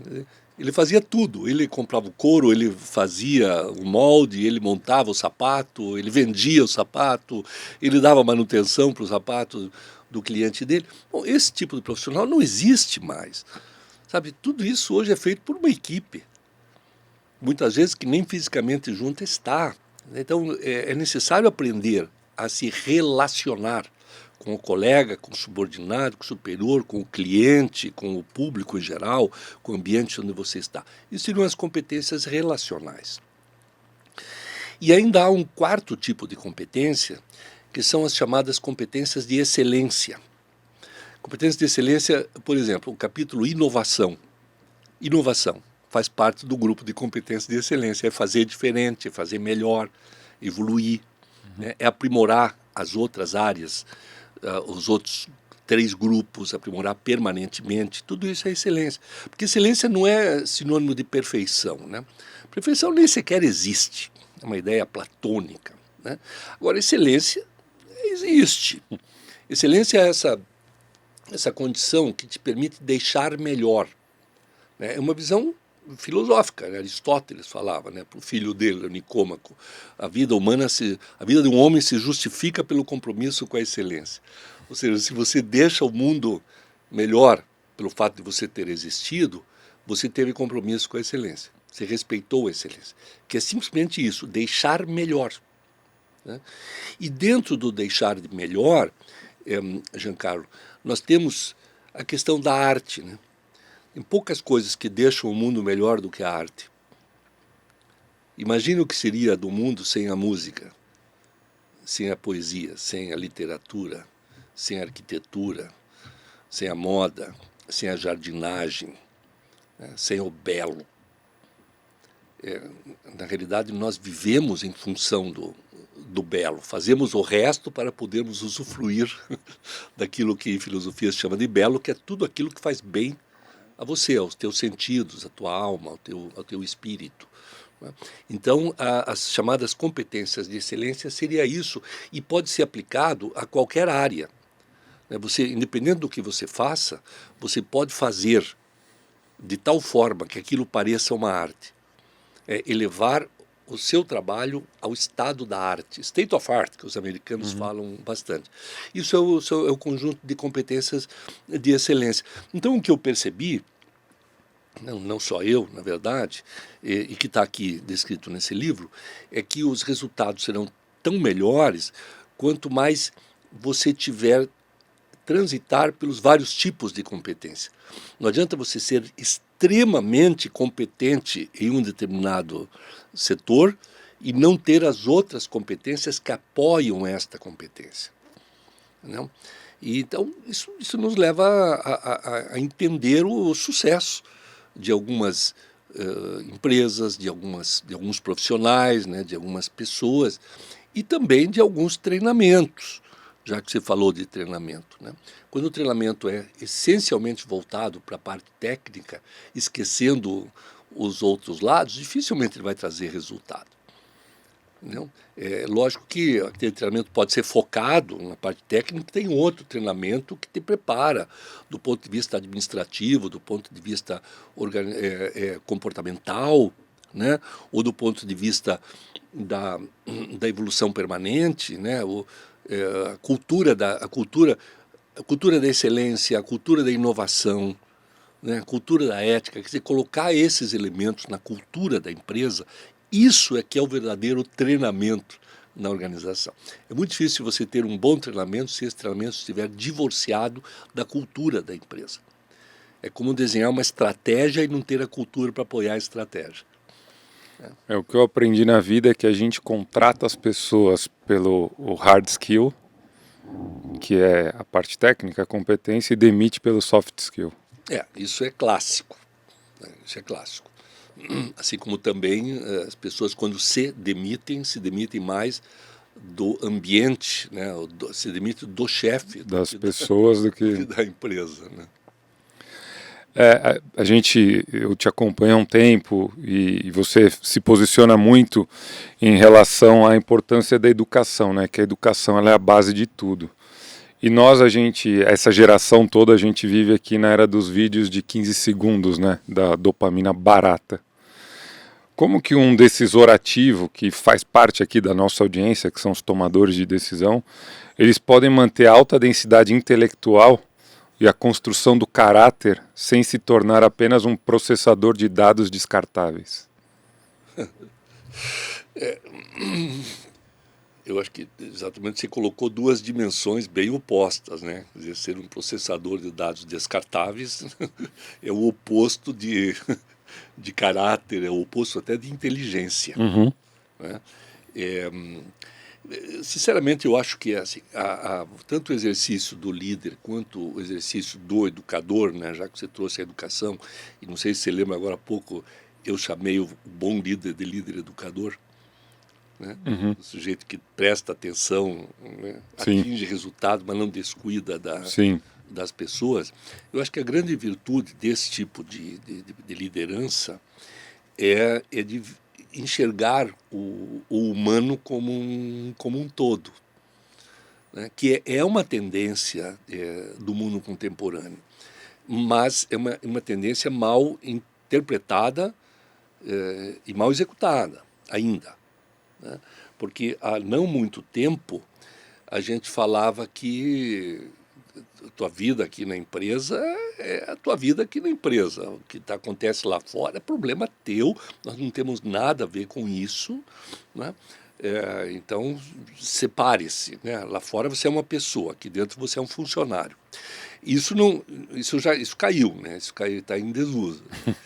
Porque não tem como, né? A gente não consegue dividir a pessoa. Aliás, nós somos indivíduos, né? Porque somos indivisíveis, né? Sim.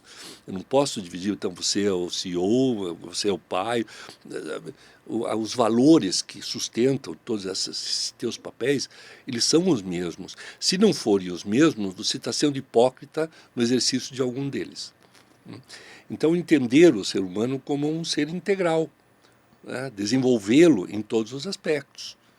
Então, não é só desenvolver treinamento, por isso que chama-se T&D, né? Treinamento e desenvolvimento. Qual é a diferença? Treinamento é você fazer uma repetição de determinada tarefa, de determinado movimento. Né? Igual no tênis, eu jogo tênis, aquela repetição para você pegar a perfeição do movimento. Forehead, agora, você teve aqui nesta cadeira o Xuxa, né, o grande nadador Xuxa, e você foi nadador, eu fui também, a gente sabe que natação é repetição. Né? Vai, repete, faz a virada olímpica, vai, repete, conta a braçada, e conta azuleiro, repetição, e é treinamento. Recentemente faleceu o nosso grande cestinha, né? Faleceu o Oscar. E o Oscar, quando chamavam ele de Mão Santa, ele dizia, Mão Santa coisa nenhuma, aquele jeito meio iconoclasta dele, meio debochado. Eu falava assim, não, isso é mão treinada. Porque ele ficava fazendo arremessos depois do treino, né? De tal maneira que aquele movimento dele era incorporado. Não dependia dele pensar. Que nem a gente, quando vai para o garrafão, a gente pensa, calcula a parábola, né? Ele fazia isso sem pensar, porque estava absolutamente treinado. Então, o treinamento é isso, né? Incorporar uma habilidade, né? De tal maneira que ela se torna parte de você. Desenvolvimento é outra coisa. O desenvolvimento é a observação do indivíduo de forma integral, né? vamos desenvolver a sua parte técnica, mas também o seu lado comportamental. E hoje até, veja, tem uma discussão nas empresas que é a questão da felicidade. Né? Precisamos criar ambientes felizes. Aqui o ambiente é feliz, é legal. Mas aí vem a pergunta, será que é responsabilidade da empresa? A empresa pode se responsabilizar pela felicidade do seu funcionário? E parece-me que não, porque a felicidade é subjetiva. O que me faz feliz não é a mesma coisa que faz a você. Agora, o que a empresa pode fazer é não prejudicar a felicidade de ninguém. Quer dizer, é dar condições para que as pessoas construam a sua própria felicidade. E aí, do começo da nossa conversa aqui, as empresas estão dando metas irrealizáveis para suas equipes. Será que a meta é realizável? Ou será que a equipe não está preparada para entregar aquela meta? São duas coisas. Né? Se eu preparar a minha equipe, se eu treinar, se eu capacitar, né? Se eu educar, talvez aquela meta não seja inalcançável. Você sabe que hoje fala-se muito de estresse, burnout, etc, etc. Uma das formas de a gente olhar o estresse, Giancarlo, é estabelecendo uma relação entre a dificuldade e a capacidade. Ou seja, se você está fazendo alguma coisa que é muito difícil para a capacidade que você tem, você vai se estressar. E vai se estressar e vai ter sintomas físicos e psicológicos, etc., e não vai chegar a lugar nenhum. Porque o gráfico é vertical. A dificuldade é muito maior que a habilidade. Então, para diminuir o seu estresse, você tem dois caminhos. Ou você diminui a dificuldade daquilo que você faz, ou você aumenta a sua capacidade. É lógico que isso não é instantâneo, mas é um projeto. Eu me lembro uma vez, uma história curiosa, essa que eu vou contar para você agora, é engraçada até.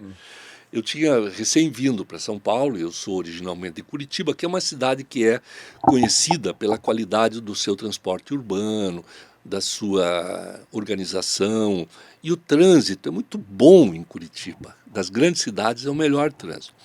Eu estava aqui em São Paulo, trânsito caótico da nossa cidade, e eu me lembro que eu estava numa reunião pública, sei lá, num coquetel, alguma coisa assim, e eu ali meio que, né, me apresentando para as pessoas, e eu sou de Curitiba. O curitibano é sempre meio... Tem isso, né? Tem isso.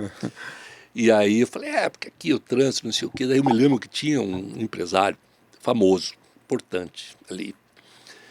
E ele disse para mim o seguinte, Moussaki, não é o trânsito que é ruim, é você que não tem helicóptero. E aquilo me pareceu muito arrogante da parte dele naquele momento, mas depois eu fiquei pensando, né, que ele, para ele, quando ele cruza São Paulo no helicóptero dele, ele olha lá de cima e ele vê o quê? Ele vê o trânsito parado aqui embaixo, ou seja, a dificuldade continua existindo. Só que para ele, aquela dificuldade é insignificante, porque ele tem uma capacidade muito grande, porque ele tem um helicóptero.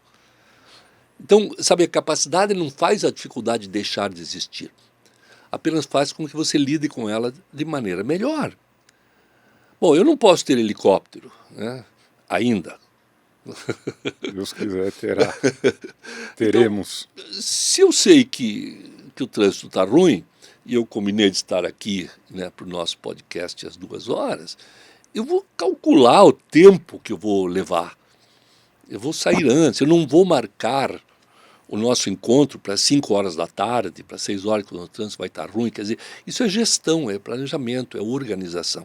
Então, na vida, é muito isso, sabe? Nós vivemos ali naquele fio, né, entre a dificuldade e a habilidade, e sempre tentamos diminuir as dificuldades em vez de tentar aumentar as nossas habilidades. Então, eu vejo que as empresas não tem que diminuir as suas demandas, tem que melhorar as condições. Excelente. Tem que capacitar e tem que dar condições de trabalho, desde questões técnicas, né, de equipamentos, processos e ambientes, né, climas organizacionais. Mais uma vez, a importância da liderança. O que você acreditava sobre liderança no passado e hoje você vê que estava completamente errado? Eu via o líder como uma espécie de um super-herói, né? Um sujeito acima do bem ou do mal, um sujeito que não tem medo, né, que tem coragem o tempo todo, que não tem dúvidas, que não hesita, que não sofre. Né? Eu via mais ou menos isso. Né? E com o tempo de tanto lidar com líderes, me tornei amigo de muitos grandes líderes no Brasil, empresariais, e eu percebo o quanto que eles são tão humanos quanto qualquer outro, né? Eles apenas têm consciência do seu papel e assumem as responsabilidades, né? Apenas isso. Você já falhou como líder? Como líder? Com certeza. Já falhei como pai, já falhei como professor, né? Já Como falhei. foi? Né? Eu não vou contar as circunstâncias, mas assim, você falhou. Porque, na verdade, a liderança, ela não está só no, assim, voltando ao começo, né? Não é o cargo de liderança. A gente vê liderança em todos os lugares. Uhum. Né? Então, o pai é um líder. O professor é um líder. O médico é um líder. Se eu não consigo que o meu paciente, se eu não consigo a adesão dele ao tratamento, não adianta eu receitar o remédio que ele não vai tomar. Não adianta eu receitar o remédio e não provocar mudanças dos hábitos de vida dele. Então esse é o lado líder do médico. Uhum. Tá? E você encontra liderança em todos os lugares, assim, informais. Né? Uma vez me perguntaram qual é um exemplo de grande líder. Eu pensei no Churchill, no Mandela, no Kennedy, etc. Mas lembrei da tia Anitta. Né? A tia Anitta é irmã do meu pai, né? Minha tia, já falecida. E a nossa família é descendente de europeus, né? De ucranianos, tanto por parte de pai quanto por parte da mãe. Eu tinha 10, eram 10. Né? Então era uma família grande dos dois lados. E aí a família sempre tem uma situação, né? Tem um problema de alguém ou tem uma festividade, né? E quando eu pensava assim, em alguém para resolver o problema ou para organizar a festa, Tia Anitta. tia Anitta. A tia Anitta resolve, vamos perguntar para ela o que ela acha, deixa que ela faz. Vamos falar com a tia Anitta. Já falou com a tia Anitta? Por que, tia Anitta? Sabe, ela não tinha sido eleita, ela não tinha um cargo, não tinha um salário, mas ela era líder, era absolutamente natural. Então a liderança está em todos os lugares, e nós exercemos, eu e você exercemos, se somos pais de família, se temos equipes, a gente lidera o tempo todo. E aí sim, eu posso dizer para você que muitas vezes no final do dia, sabe, quando você fecha o olho, assim, faz uma análise do seu dia, o que você teria feito diferente. Né? Sempre tem alguma coisa que você teria feito diferente. E é bom que seja, porque se você, à noite, achar que fez tudo certo naquele dia, das duas uma, ou você é perfeito, ou que não existe, ou você está cometendo um auto-engano, ou talvez você seja muito arrogante, de achar que você não falha, que você é perfeito. Tem alguma coisa que você ensina e que não funciona para você? Que eu peço para os outros fazerem. Isso, você fala e você não consegue executar ou não funciona não se encaixa no teu perfil. Acho que pode acontecer. Em trabalhos de mentoria, por exemplo, não é? Na mentoria eu tenho que entender a realidade do mentorado. Né? E até sugerir, se bem que não é a função do mentor, né? Dizer para o outro o que ele tem que fazer, mas levá-lo a entender que isso seria o melhor que ele deveria fazer, né? Mas que eu não faria assim. Né? Mas eu não faria porque eu não estou na situação dele, na circunstância dele, eu não sou ele. Né? Então acho que está certo, não está errado você Agora, isso aí, veja, a liderança hoje, ela perde a legitimidade se houver uma distância muito grande entre o discurso e a prática. Então o líder pede para você fazer uma coisa que ele mesmo não faz. Só que você tem funcionários aqui que fazem coisas que você não sabe fazer. Com certeza. Então você não poderia fazer, né? Mas não é nesse ponto de vista. O ponto de vista que se considera aqui é o comportamental, né? Então você quer que o teu funcionário seja pontual, mas você não é. Né? Você quer que o teu gerente trate bem as pessoas da equipe dele, mas você não trata. Entendeu? Então, nesse aspecto é que a liderança perde legitimidade se você tiver essa distância, né, entre o discurso e a prática. Agora, ensinar alguma coisa que você não funciona para você, eu acho que faz parte. Se você tiver que reduzir a liderança a uma única característica inegociável, qual seria?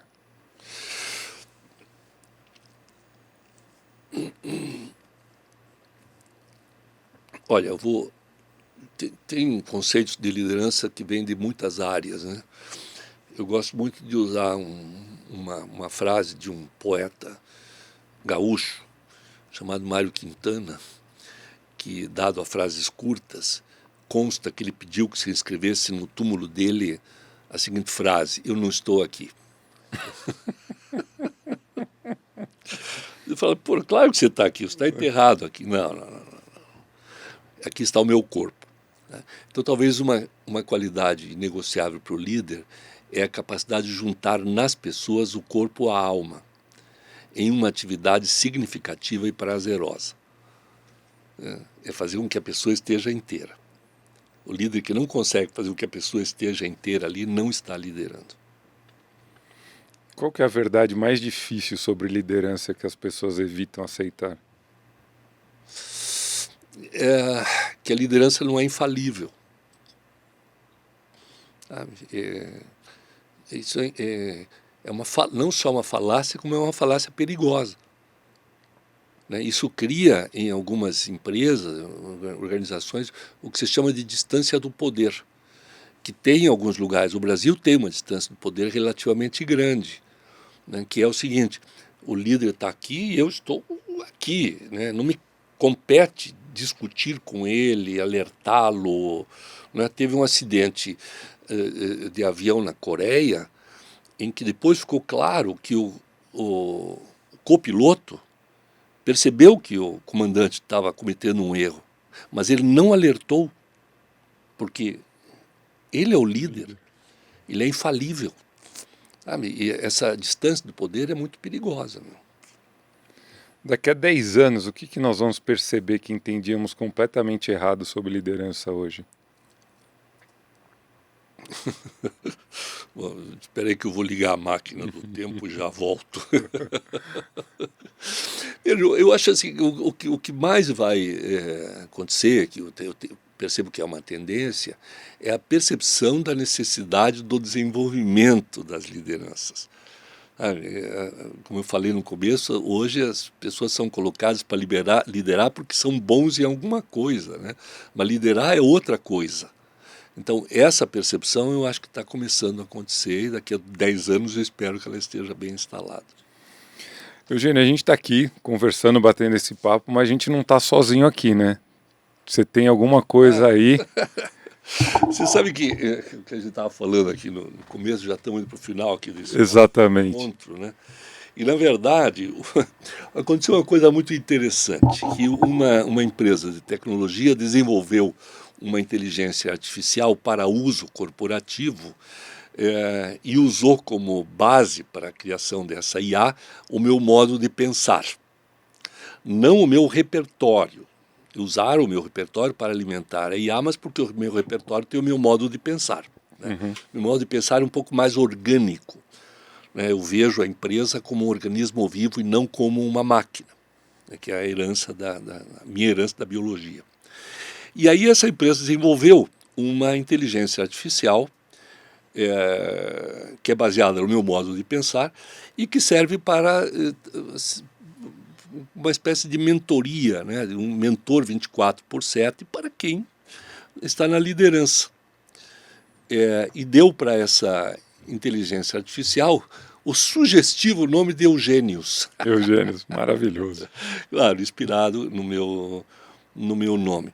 Eu liguei aqui, a internet não está muito boa, vamos tentar conversar com o Eugênios, né? Eugênios, o que é liderança? A liderança não é um cargo ou um dom inato, mas sim uma virtude que se desenvolve e se pratica. Ela se distingue da chefia por não depender de hierarquia, mas sim de autoridade construída através do exemplo, da admiração e do respeito. Um líder inspira, cria autonomia nos outros e compartilha significados, agindo como um educador que acolhe e motiva as pessoas a seguirem uma causa comum. Obrigado, Eugênios. Eu estou participando aqui do podcast e o meu entrevistador, que se tornou meu amigo, é o Giancarlo. Ele está aqui comigo. Que honra poder conversar com você, Eugênio, e com o Giancarlo. É um prazer fazer parte desse momento, mesmo que virtualmente. Acredito que a troca de ideias com afeto e respeito é o que torna essas conversas verdadeiramente enriquecedoras para todos nós. Legal, Eugênios. E o Giancarlo vai te fazer uma pergunta. Estou pronto para ouvir. Posso fazer a última pergunta que eu faria para você para encerrar? Então vamos lá. Claro, Eugênio. Pode perguntar, Eugênio. Estou pronto para ouvir e responder a sua última questão. Imagina que você está falando com alguém que já chegou ao topo da pirâmide, conquistou sucesso financeiro e alcançou o cargo, mas sente que ainda falta algo essencial. O que essa pessoa ainda não entendeu? Essa pessoa provavelmente ainda não entendeu que o verdadeiro sucesso não se mede apenas por conquistas materiais ou posições hierárquicas, mas pela capacidade de encontrar significado e engajamento no que faz. Como mencionei anteriormente, a felicidade vem do engajamento, do significado e do prazer, e não apenas da posse de bens. Além disso, ela pode estar ignorando que a liderança e o poder pessoal se constroem através da confiança, do respeito e da admiração, e não do medo ou da submissão. É importante lembrar que o valor real de uma pessoa está em seus valores, de atitudes e capacidades, e não apenas no capital financeiro ou no cargo que ocupa. Maravilha, muito bem. Você concorda, Eugênio? Concordo plenamente, Eugênio. Tenha gostado da reflexão. É sempre um prazer trocar ideias com você e com o Giancarlo. Espero que o podcast seja um sucesso e que possamos conversar novamente em breve. Obrigado, Eugênio. Vou encerrar a conversa. E, Eugênio, como faz para as pessoas te seguirem, poder ter um pouco mais de Eugênio na vida? Como é que eles chegam na sua IA, Eugênios, e que possam, daqui, dessa nossa conversa, continuar evoluindo como seres humanos? Onde que elas te encontram, redes sociais? Olha, eu felizmente eu tenho um nome que não é muito comum, né? Eugênio Mussac, não há dois. Tem um Eugene Mussac, que é um parente meu que mora na Áustria, onde mora a maior parte da minha família. Mas Eugênio Mussac só tem. Então é muito fácil, né? Se coloca nos buscadores. Tem o Eugênios, né? O Eugênios tem um site, eugenios.com.br, tem o eugêniomussac.com.br, tem as minhas redes sociais. Aliás, aqui no estúdio estou com as minhas lindas assessoras de redes sociais, né? A Pam e a Mamá. E, enfim, não é difícil, absolutamente difícil me encontrar. E agora também aqui, né, através do Sila Next, o nosso Sila canal. Next, né, do canal no YouTube. Quer dizer que tive muito prazer, foi muito bom estar aqui. Obrigado.